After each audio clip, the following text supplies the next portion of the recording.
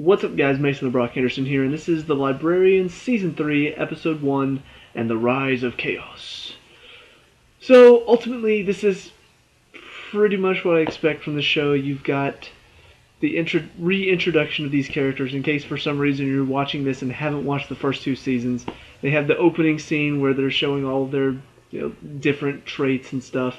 You've got the build-up for the season as a whole, and you've got the team working together again. However, there are some things that impress me about this episode that I didn't really see much of in the first two seasons. One is, first of all, the scenes that are supposed to be intense actually feel intense in this episode. Like there are moments where the first time when they show the government agency questioning the guard, it actually feels kind of intense. It feels like these people are dark and shady. Of course, seeing the guy later on in the episode, and he's pretty much just as goofy as the rest of the team, but that first one, it actually felt kind of intense.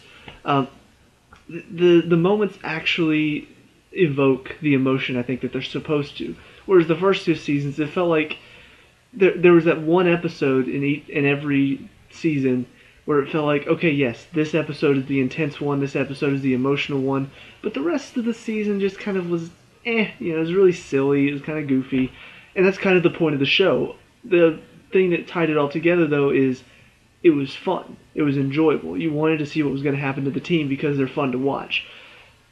So it's interesting to see that it's taking a bit of a darker tone. There's still a lot of high energy, light moments.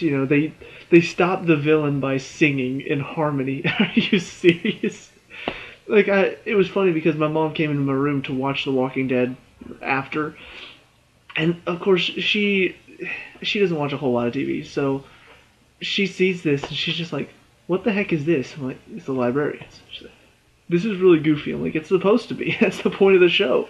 It's supposed to be kind of goofy while still mystical. They got the magic stuff."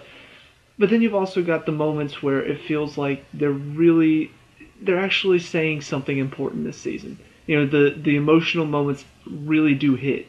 Whenever they're talking about the team, whenever I'm gonna have to re-remember names because it's been forever since I've seen the show. Whenever Baird is talking to Flynn, she's talking to him about the team and about them working together and how they might get complacent. It feels like these are real moments. He's still kind of a goofball and he's still kind of arrogant about it the first time. The second time, it feels like he actually is listening. It feels like they actually are talking and understanding each other and not just constantly making jokes. So it was an improvement on the show for sure. Also an improvement is I feel like the effects have gotten better so far this season. I don't know if it's maybe just this first episode the effects are good, and then the rest of the season they're going to be awful, and then the final episode they'll be good again. Because that's kind of what they did last season. It was like the first episode the effects were great, and then after that the effects kind of got cheesy again, and then for the last episode the effects were great again. So I'm not sure if maybe just the effects budget will allow for two good episodes, but whatever the case, the effects definitely looked better than the norm. Just because you have several moments where he's using his chaos powers. He's got locusts flying into him, and I don't know. It felt like it was really there. It felt like it was really happening. But let's talk about the story in general, because honestly, it's kind of an interesting setup. You've got the clipping book blowing up into flames, and so it's kind of like, okay, something just happened that caused this. They managed to piece together some of the pages and find out where they need to go. They find out that the Apec, the god of chaos, has awoken. He's possessing the body of this guy. He first goes and gets a key.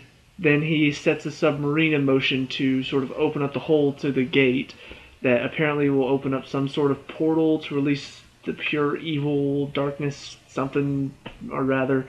So he's trying to set up this whole thing to just take over the world pretty much. And so you got the Librarians trying to stop him. And overall, it was, first of all, it's a good story. I think it's a good setup for the rest of the season because, like Flynn is saying at the end, a lot of this sets into motion the ultimate battle of good versus evil, according to, I guess, the history books or prophecies or something like that. And so Flynn's like, well, is it starting to happen now? And then, of course, uh, Jenkins, I think. He's just like, oh, it's already begun. So it feels like that's what this season is building up to, the ultimate battle of good versus evil. And this was just the setup for it. This was just kind of like, okay, so this is happening, and then it's going to start into motion this, and that's going to start into motion this.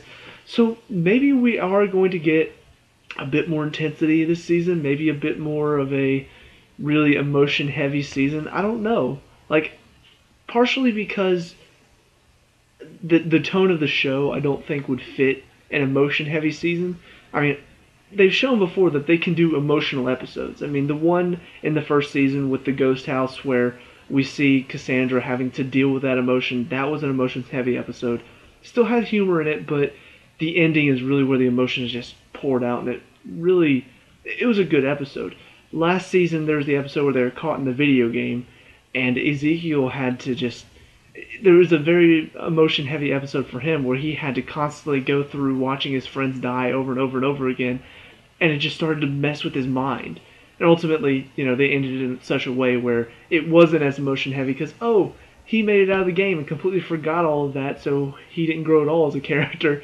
But I mean, it was still, seeing him have to go through that was still emotional. That was still rough to watch for his case. And then, of course, I think there was one other episode last season where it was an emotion-heavy episode for the team in general. It was the one where I think it was the devil making deals with people or something like that. I don't remember, but it was definitely an episode that was very emotion-heavy and really tested the team and see how well they could work. The other thing about this episode that I think really I'm hoping is setting up for the season is Flynn is definitely more involved in this episode. Now, I've had mixed opinions about Flynn over the first two seasons. There are moments where I'm just like, okay, why isn't he a part of the team? I feel like he is such a he's such a powerful character. Like, he's got a little bit of everything. He's got some of the brains of Cassandra, but not as much. He's got the physical strength of Ezekiel and the history.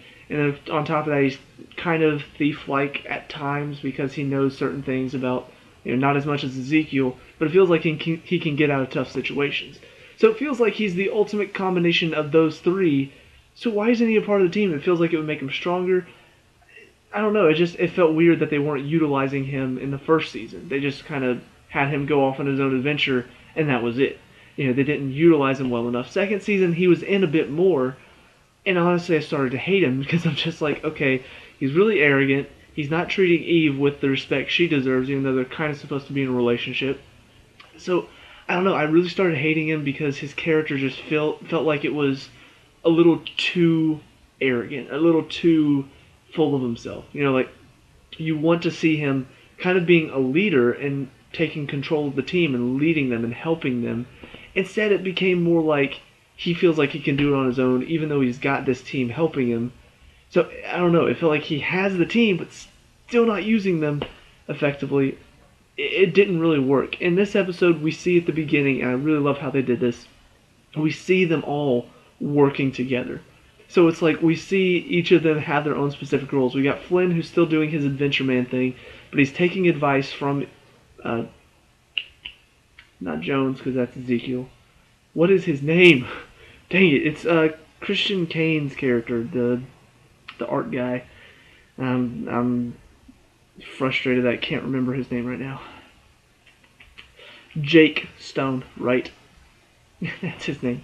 But Stone is the history buff, but also kind of a fighter. Well, starting to become more of a fighter now. I'm excited about that fact that Baird's going to train him. That's going to be awesome. Because we've seen him in Leverage kick a lot of ass. I'm waiting for him to do that in this show. So hopefully this season he'll start to learn how to kick some ass. But we see he's helping him with the history stuff. He knows different languages, so he's helping him like transcribe this one thing. Then he has a puzzle to figure out. Cassandra's there to help him figure out the puzzle. Meanwhile, Ezekiel is getting them like hot wiring a truck so they have a way out of there.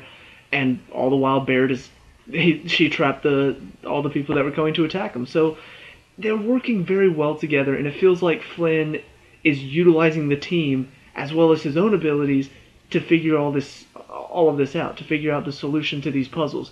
I like that. it really works. It made his character stronger and made me actually start to like him this season so far. So I'm really hoping if they are going to keep Flynn, because I don't know, they love sending him off on side quests. If they are going to keep him, I hope he continues to work with the team well, because I enjoy the interactions. Whenever they have him interacting with the team, it's fun, it's exciting, it's funny a lot of the time. I mean, some of the interaction between him and Cassandra in this episode was brilliant. And I'm just like, I didn't get to see that in the first two seasons, because first season he wasn't there, and second season he was all about himself and all in himself and not working with the team. So I really hope they keep that dynamic going. It really worked for this episode. All around, it was a good start to the season, and I'm looking forward to it because it looks like it may be going beyond just the typical Librarians formula. And whether or not that will work for the show, I don't know yet. But I do like what they've got going. I do like the premise, and the characters are still fun to hang around. So yeah, it's a good setup for the season. Hopefully we get a lot more. I hope we get a lot more backstory on the characters themselves, because we've seen some backstory for Stone and Cassandra. Not really a whole lot for Ezekiel. I would love to see more done with him beyond just, oh yeah, he grew as a character and then we erased all of that. But yeah, it's a good start to the season. Looking forward to it. So let me know what you guys think down in the comment section below. What did you like and dislike about this episode? Let me know. We can talk about, discuss, all that good stuff. Leave a like and subscribe for future Librarians reviews, and I'll see you at the next one. Peace out.